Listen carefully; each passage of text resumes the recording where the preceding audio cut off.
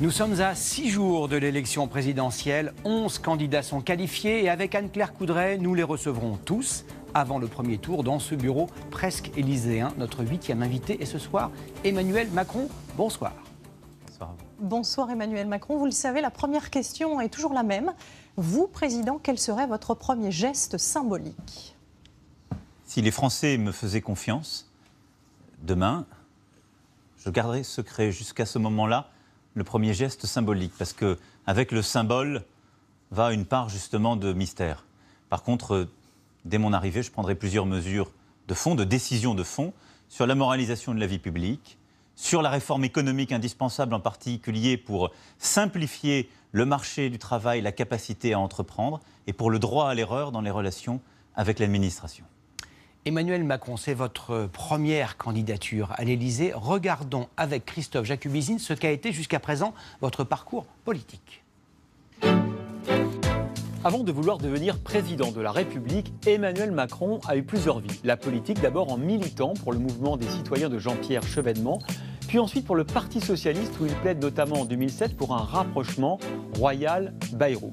Il ne parvient pas à être investi par le Parti Socialiste aux législatives de 2007 et il se tourne alors vers la banque où il sonne à la plus prestigieuse des portes, celle de la banque Rothschild. Il pousse aussi les portes de l'administration où l'ENA le conduit au cœur du pouvoir, l'inspection des finances d'abord, puis le cabinet du président de la République et enfin le fauteuil du ministre de l'économie. Avant de créer son propre mouvement, En Marche, et de claquer la porte du gouvernement Valls. Le jeune homme pressé a donc décidé de franchir la dernière marche à la hussarde, comme toujours, sans parti, sans mandat. Le voilà parmi les favoris. Emmanuel Macron, vous vous dites aujourd'hui ni de droite ni de gauche. On vient de le voir, votre parcours penche quand même beaucoup à gauche. Est-ce que vous auriez pu, au gré des opportunités, choisir la droite?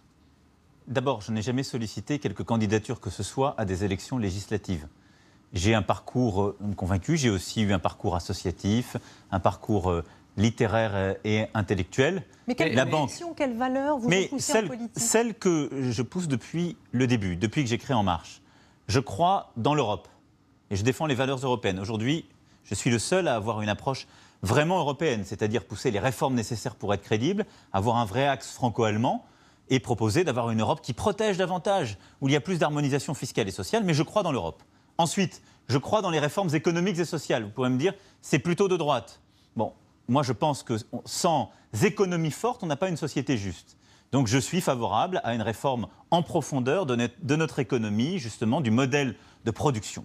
3, je crois à l'école, c'est-à-dire à la capacité qui est offerte à chacune et chacun de pouvoir changer du milieu d'où il vient et de ne pas être condamné, en quelque sorte, à rester d'où l'on part. Ça, c'est plutôt de gauche, vous allez nous dire. Voilà. Donc, je vous laisse choisir. Moi, j'ai envie que mon pays soit à la fois plus efficace et plus juste.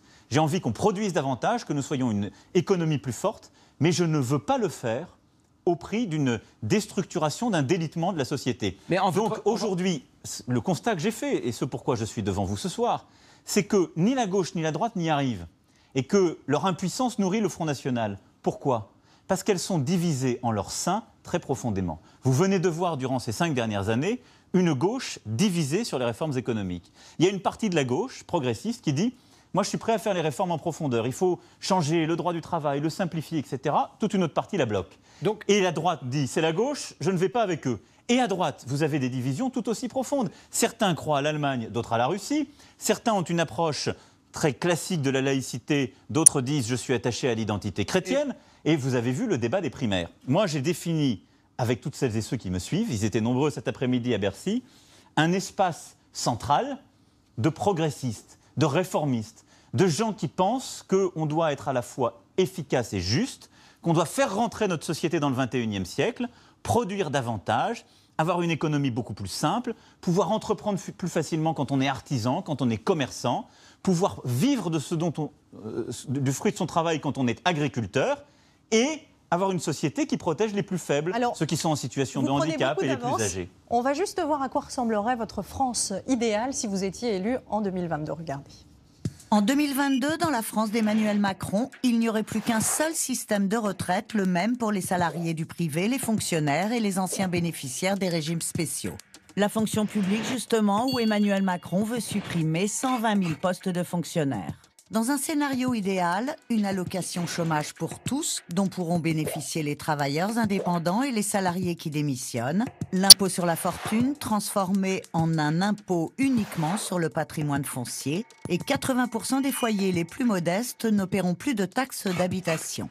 Si son programme est appliqué, les lunettes, les prothèses dentaires et auditives seront remboursées à 100%, les médicaments vendus à l'unité. Sécurité, 10 000 policiers et gendarmes supplémentaires en 3 ans. La France serait aussi au cœur d'une Europe dont elle redeviendrait le moteur, mais la priorité d'Emmanuel Macron reste l'éducation. Dédoublement des classes de CP et de CE1 dans les zones défavorisées et plus d'autonomie pédagogique dans tous les autres établissements. Emmanuel Macron, vous avez à plusieurs reprises publiquement critiqué les 35 heures, mais elles sont dans votre programme. Pareil pour l'impôt sur la fortune. Vous la modifiez, mais elle reste dans votre programme. Vous ne voulez fâcher personne? Non, pas du tout. Mais j'ai toujours dit la même chose et je fais ce que j'ai dit. J'ai dit ce qui ne va pas dans l'économie française, c'est d'avoir voulu imposer les 35 heures par la loi pour tout le monde. C'était il y a maintenant presque 20 ans. Si c'était le drame de la société française, que ceux qui aujourd'hui nous disent que c'est la priorité absolue, et décidé de le faire quand ils étaient aux manettes. Bon, ils ne l'ont pas fait. Moi, ce que je dis, c'est que de la même manière que c'était ridicule de le faire pour tout le monde par la loi, ce serait ridicule de vous dire ce soir, il faut ramener la durée légale du travail à 39 heures, 40 heures, 41 heures par la loi. Pourquoi ? D'abord parce que toutes celles et ceux qui nous écoutent, je leur exprimerai ce soir, c'est le programme de François Fillon, qui vont perdre les heures supplémentaires qu'ils ont si aujourd'hui ils travaillent de fait 39 heures.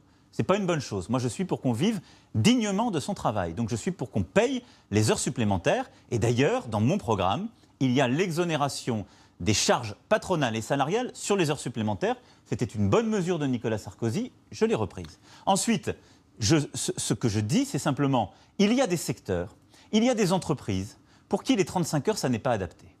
Et je donne à ce moment-là la possibilité, par un accord majoritaire d'entreprise ou de branche, de le changer. Donc je ne change pas les 35 heures dans la loi pour tout le monde, mais je donne aux entreprises, aux branches professionnelles, la possibilité de le changer par un accord. Je crois au dialogue social, je donne de la souplesse dans l'économie, mais je ne suis pas dogmatique. De la même manière, pour l'impôt sur la fortune, j'ai toujours dit, c'est un mauvais impôt en ce qu'il empêche les gens de réussir par leur travail et d'investir dans l'économie française. C'est pour ça que vous le gardez?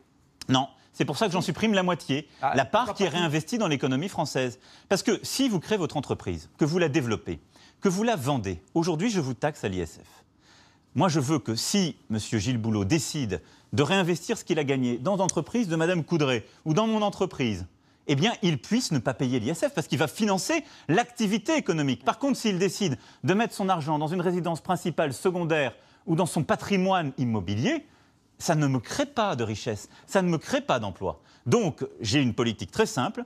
Partout où l'impôt sur la fortune empêchait de réussir par son travail et de créer des emplois, je le supprime. Par contre, j'en profite pour que nos téléspectateurs soient bien au clair, je ne touche rien des exonérations, des niveaux de taux, etc., sur le patrimoine foncier. Qu'est-ce que ça veut dire ? Que si je suis élu demain, rien ne changera pour un propriétaire dans l'immobilier. Il n'y aura aucune augmentation de ces taxes ou de ces impôts, quels qu'ils soient, durant les 5 années. Est-ce que, comme la chancelière allemande Angela Merkel, vous préférez des emplois précaires à pas d'emploi du tout? Je pense qu'il ne faut pas rentrer dans cette dynamique. Je suis défavorable aux petits... Il y a un choix à faire. Non, il y a le choix du dialogue social, ce que nous évoquions il y a un instant. Moi, je suis défavorable aux petits jobs. C'est-à-dire que quand on travaille, on doit vivre dignement, justement, de celui-ci. Et donc, je suis pour que, évidemment, le salaire minimum soit respecté, mais que par le dialogue social, on protège les intérêts des salariés. Donc, je suis défavorable à créer des mini-jobs à la française. Je suis favorable à donner plus de souplesse par le dialogue social au niveau de l'entreprise et de la branche pour créer plus d'emplois. Je suis favorable à ce qu'on donne plus de visibilité à l'employeur en simplifiant les prud'hommes. J'ai commencé à le faire quand j'étais ministre. Je souhaite aller plus loin en mettant en place des planchers et des plafonds pour les dommages et intérêts. Je souhaite qu'on simplifie la vie de toutes celles et ceux qui entreprennent. C'est pour ça que je veux supprimer le RSI pour les artisans, les commerçants, les indépendants. Tout ça, j'y suis favorable. Par contre, je suis défavorable au fait que quelqu'un, demain, ait un travail qui ne lui permet pas de vivre dignement. Une mesure dont on a beaucoup parlé, c'est la suppression pour 80% des foyers de la taxe d'habitation. Nous sommes allés voir un maire d'une commune et il a une question très précise à vous poser. Écoutez-le. Daniel Maître, 69 ans, maire sans étiquette de Lussac-les-Églises. Monsieur Macron, notre commune a connu la baisse de dotation de 27% depuis 2013. Vous envisagez de supprimer la taxe d'habitation de l'ordre de 17% de nos recettes. Comment pensez-vous compenser ces pertes pour que l'on puisse continuer à vivre et à investir dans nos communes? Votre réponse? D'abord, pourquoi je supprime la taxe d'habitation pour 80% de nos concitoyens? Parce que c'est un impôt injuste. Injuste socialement, injuste géographiquement. Mais comment font les communes? Vous payez le même impôt, je vais tout de suite vous le dire, mais c'est très important de comprendre pourquoi on le fait. Vous payez le même impôt si vous gagnez une fois le SMIC ou 5 fois le SMIC, et cet impôt, il est généralement plus faible dans les métropoles et très élevé dans les petites villes ou les villes moyennes de province. C'est la double peine pour les classes moyennes françaises. Donc c'est pour ça que je veux le supprimer. Nous allons faire des économies. Vous l'avez évoqué tout à l'heure dans le petit diagramme que vous avez passé. Je veux que progressivement, dès la première année, et puis de plus en plus, nous arrivions à réduire le train de vie de l'État, des collectivités et de l'assurance sociale. Nous ferons d'ici la fin du quinquennat, si je suis élu, 60 milliards d'économies par an. Je veux affecter ces 60 milliards, d'une part, à la baisse de notre déficit, pour 40 milliards, d'autre part, à la baisse des impôts. 10 milliards pour baisser les impôts des entreprises, je baisserai des charges et je ramènerai l'impôt sur les sociétés à 25%. Mais la question et 10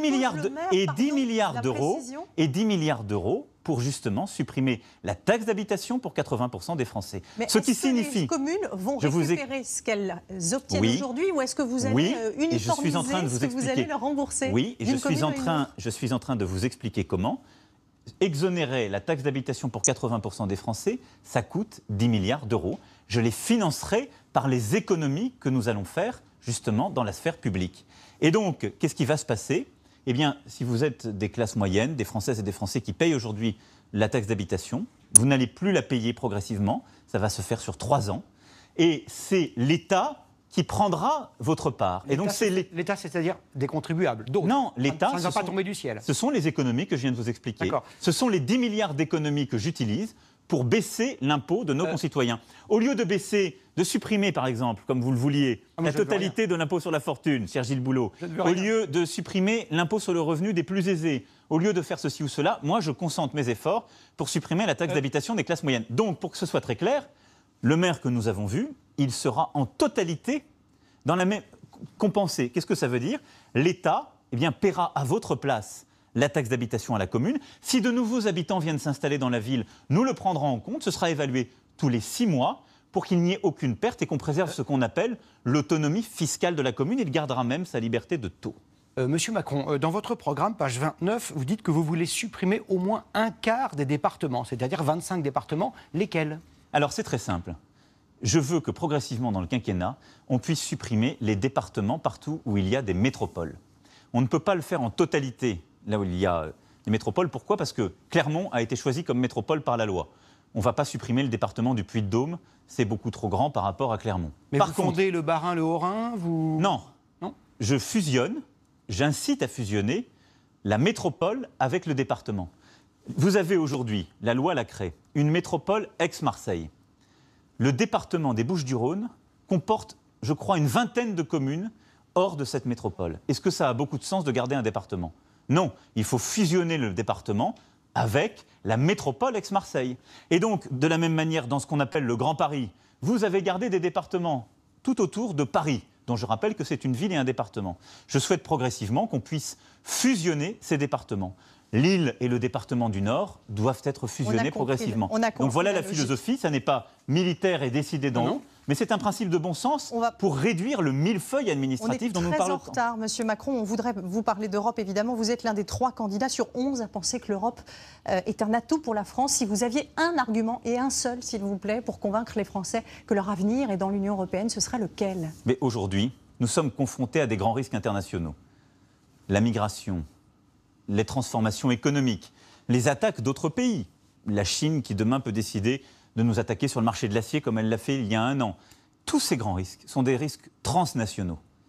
Eh bien, si nous décidons de nous replier sur nous-mêmes, de fermer nos frontières, de nous replier sur la France, nous ne sommes pas en situation de bien nous protéger. J'ai été ministre de l'Industrie. Le jour où la Chine a décidé d'attaquer notre industrie sidérurgique en baissant le prix de son acier, elle aurait pu détruire des dizaines de milliers d'emplois. c'est l'Europe qui peut nous protéger en mettant des tarifs. Pourquoi ? Parce que l'Europe, c'est un marché de plus de 500 millions de personnes. La France, c'est un marché de 60 millions de personnes. Et si demain, nous faisions œuvre de répression contre les Chinois, eh bien, ils nous feraient beaucoup de mal sur le plan économique et nous craignent beaucoup moins que l'Union européenne. Simplement, il faut une Europe moins bureaucratique, il faut une Europe qui aille plus vite et qui protège mieux. Et ça, je m'y attellerai. Emmanuel Macron, une question sur la Syrie et sur l'ordre du monde. Le 4 avril dernier, des populations civiles ont été gazées en Syrie. Sans attendre le résultat d'une enquête, le président américain Donald Trump, indépendamment de l'ONU, a bombardé une base du régime syrien. Est-ce qu'il a eu raison ? Je respecte la décision du président américain et je suis tout à fait favorable à éradiquer la capacité du régime syrien à procéder par armes chimiques. Je n'ai pas toutes les informations dont il dispose ou même dont les pouvoirs publics français disposent. Mais moi, je souhaite d'abord qu'on éradique les terroristes et Daesh en Syrie. C'est ma priorité parce que c'est la sécurité de nos concitoyens. Ensuite, je souhaite qu'on cesse toutes les attaques chimiques qui sont complètement contraires au droit international en Syrie. Parce qu'aujourd'hui, l'ennemi du peuple syrien, c'est Bachar el-Assad. Et sur ce sujet, je souhaite qu'on puisse le faire dans le cadre du Conseil de sécurité des Nations Unies. Je mettrai toute la pression sur les Russes pour qu'ils ne mettent pas de veto. Et s'ils en mettaient un, compte tenu des informations disponibles, je serai alors prêt à prendre mes responsabilités pour neutraliser les capacités chimiques du régime syrien. Donc je partage les objectifs du président Trump sur ce sujet, pas sur beaucoup d'autres, mais je pense que c'est dans un cadre plus concerté avec un échange d'informations que cela doit se faire. Il est temps de vous poser les questions qui font débat au sein de la société française. Vous répondez par oui ou par non, s'il vous plaît. Première question, faut-il légaliser le cannabis ? Non. Faut-il reconnaître le vote blanc ? Non, je ne souhaite pas le reconnaître parce que ça aurait un sens de le reconnaître si on obligeait à voter.